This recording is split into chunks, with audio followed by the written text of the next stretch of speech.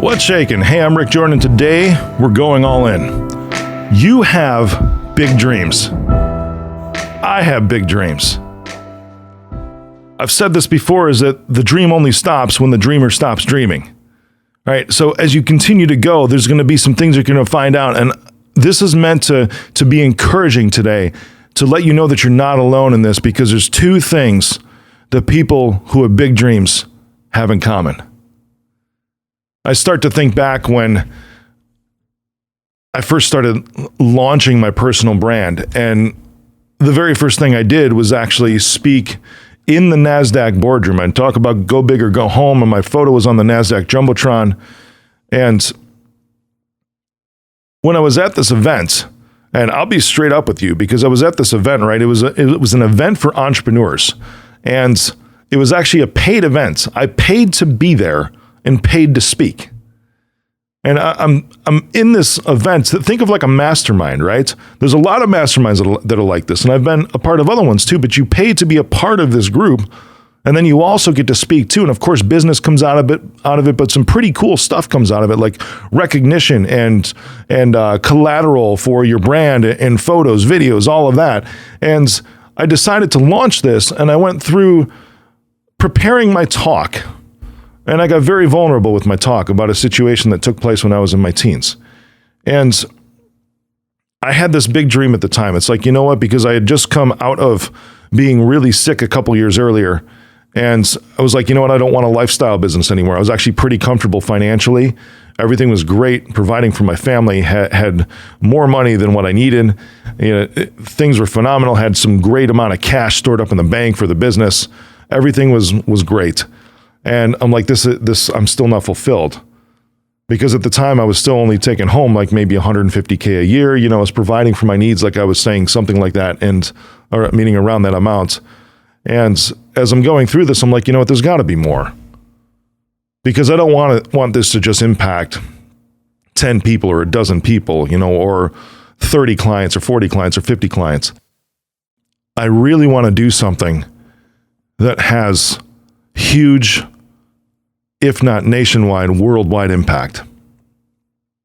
And then I started thinking about ways on how to do that, because it's something that's always been in my heart. I mean, even back in the days of the church world that I lived in, where I was a pastor and a worship leader. I mean, the bigger the crowd, the better. And it wasn't because of ego. It's just I would look out and I would see in this sea of people. You know, one of the biggest crowds I played to was huge, a couple thousand people. And I'm looking out and it's like, man, I'm able to touch each and every single one of their lives right now. And now that's the same thing with this show, with All In, is that I'm able to touch hundreds of thousands and millions of lives over the course of this show across the world.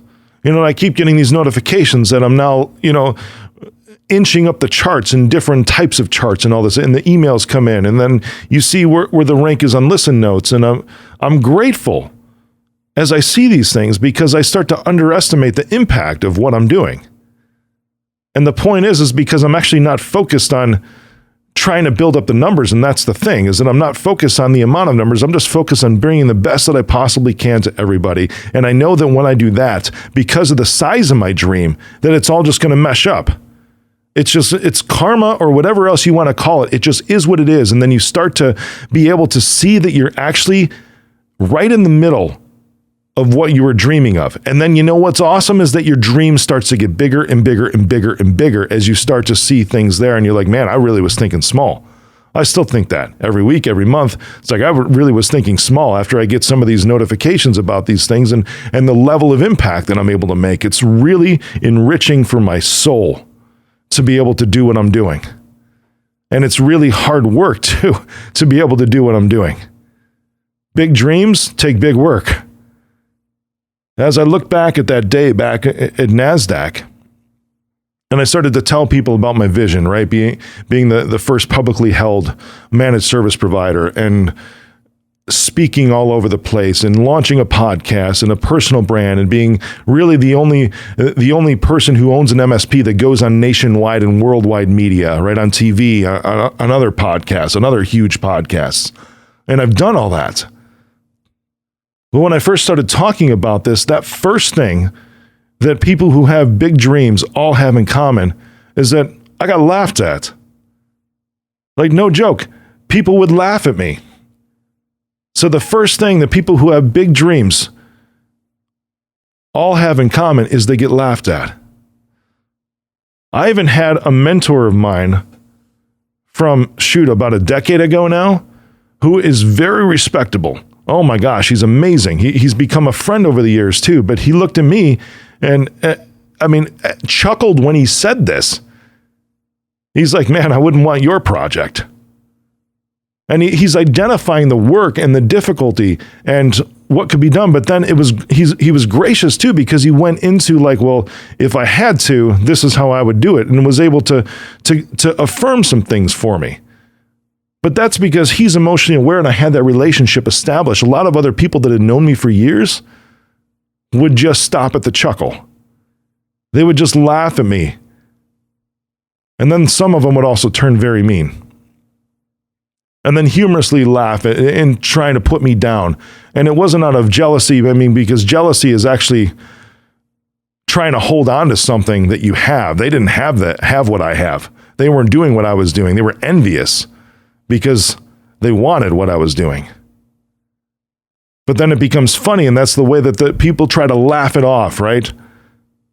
It's interesting because when you're building the plane, when you're building a prototype, when you're building this test thing that's never been done before, people are going to laugh at you. Look at the history of people. And I'm not saying I'm like a Steve Jobs or something like that, but everybody that tries something new, or even just anybody who has big dreams, period. Now, that could be big dreams for society. That could be big dreams just for you, for something that you want to accomplish. There's always going to be people that will laugh at you. And at first, I'm going to be straight up with you. It hurts. It really hurts because you start to look at them and it's like, but wait, I'm actually doing this for you. I really want you to be encouraged by what I'm doing. I want you to see what I'm doing. And then maybe when you see me, because I am just a dude who grew up in a really poor family. For years, the church had to buy Christmas gifts for us and provide food because there wasn't money to do that ourselves. We barely made it through several years. I remember a good family friend like joking with my mom when finances were tough, being like, oh, it's hot dog city. I remember that phrase vividly because we couldn't even afford like real food. It was like spaghetti and not even meat, spaghetti and the sauce and some frozen meals, canned vegetables. That's how I grew up. And then now you fast forward and it's like I've made something of myself. In my family line, it's like first generation wealth for me. And as I was going through this, even though I already had some sort of a proven track record, all these people who knew me from where I was would laugh at me. Or all these people who were in my industry that were looking at what I was doing, that it was new for my industry, they would laugh. Just because they couldn't see past where they were. Not past where I was, but past where they were. That's why I'm saying it hurts. And it's okay, because years later, you'll feel that, right? You'll feel that in the moments. Years later, you'll start to have compassion for them, because this goes into the second thing that people who have big dreams all have in common.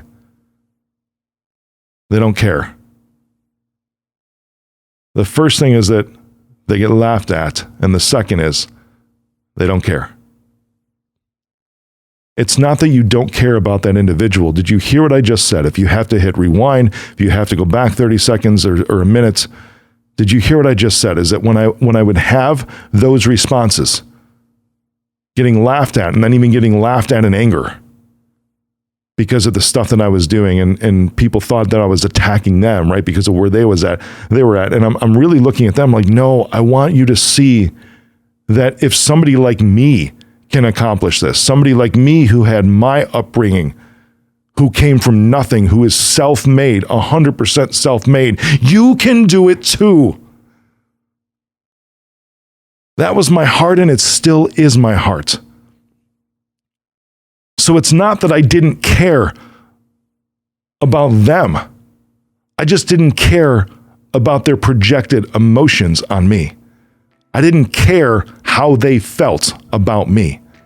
I cared about how they felt about themselves, about their own limitation, because that's really what was going on. I cared tremendously, still do care tremendously about how they feel about themselves, because I want what I do to be just a template, if you want to say a role model, just a path forward to where they can see if Rick can do it, well, that means I can too.